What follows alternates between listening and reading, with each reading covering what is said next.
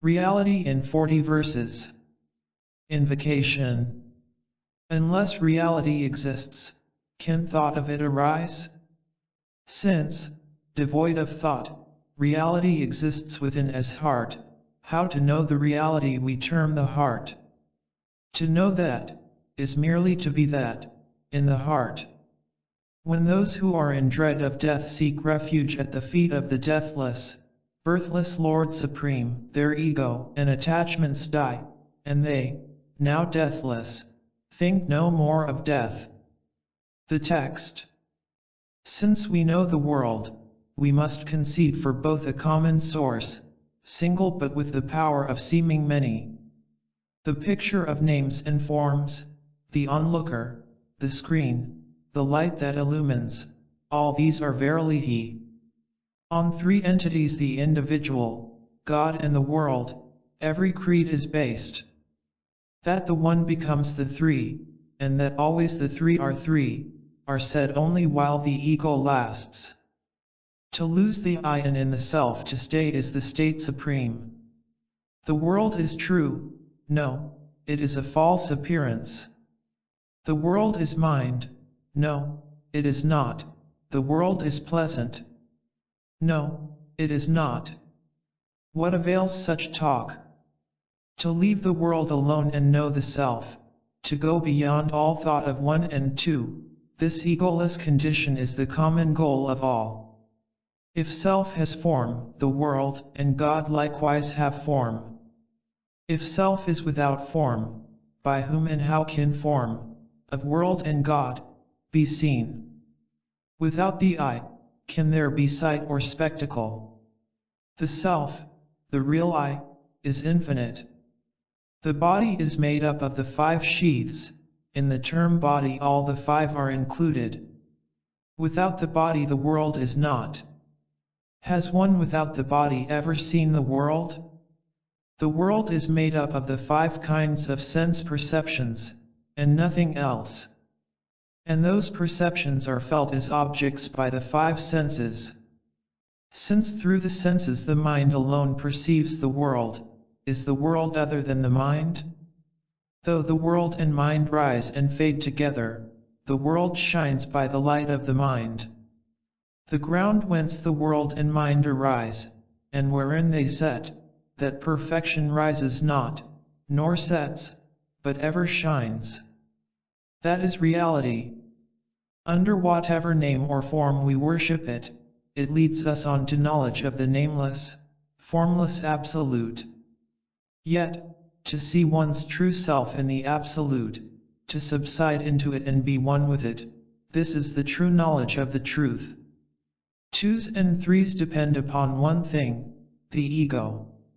If one asks in one's heart, what is this ego, and finds it, they slip away. Only those who have found this know the truth, and they will never be perplexed. The 5 sheaths include the mental. 2s are pairs, like pleasure pain, knowledge ignorance. 3s are triads, like the knower, knowledge, and the known. There is no knowledge without ignorance, and without knowledge, ignorance cannot be. To ask, whose is this knowledge? Whose this ignorance? And thus to know the primal self, this alone is knowledge. Without knowing the self that knows, to know all objects is not knowledge, it is only ignorance. Self, the ground of knowledge, and the non-self, being known, both knowledge and ignorance fall away. True knowledge is being devoid of knowledge, as well as ignorance of objects. Knowledge of objects is not true knowledge. Since the self shines self-luminous, with nothing else for it to know, with nothing else to know it, the self is knowledge. Nescience it is not.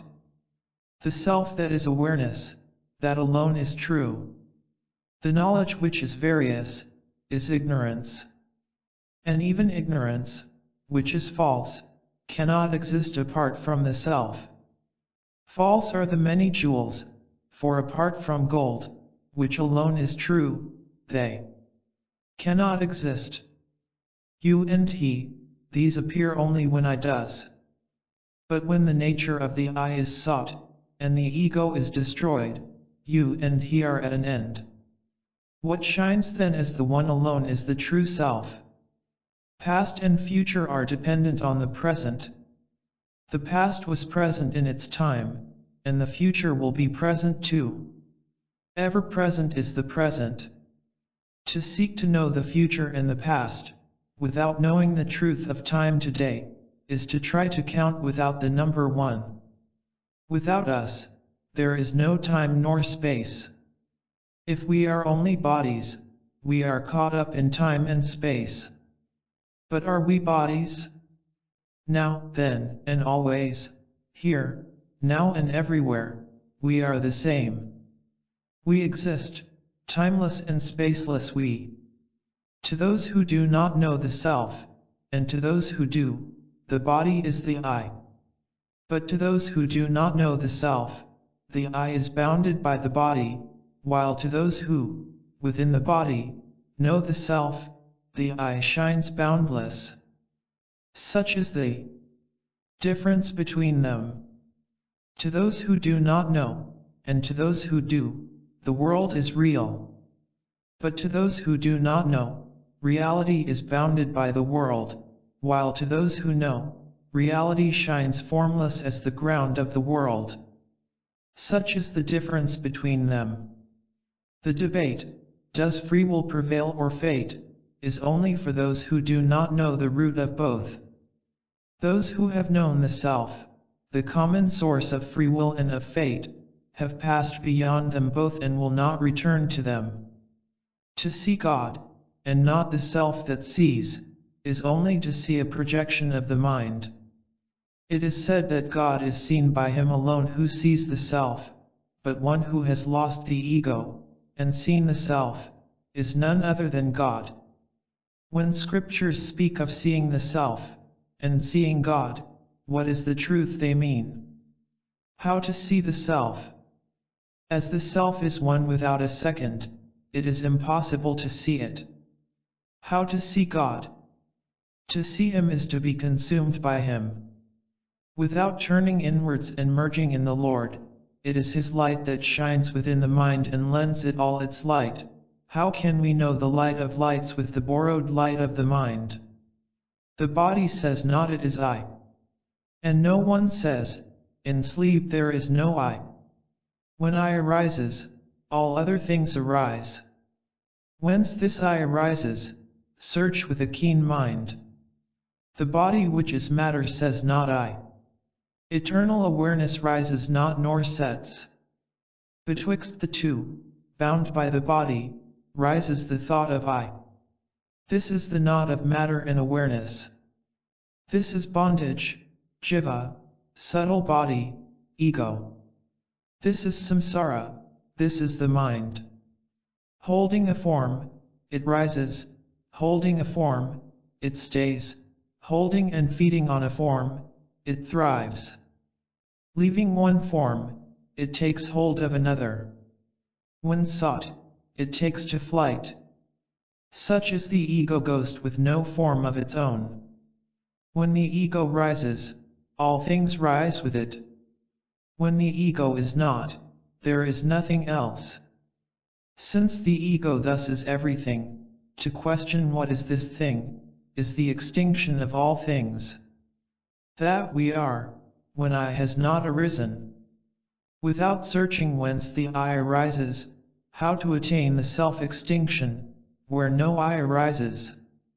Without attaining self-extinction, how to stay in one's true state, where the self is that.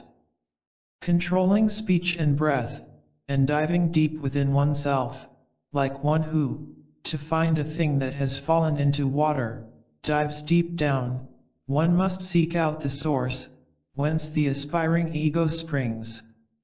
Cease all talk of I, and search with inward diving, mind whence the thought of I springs up.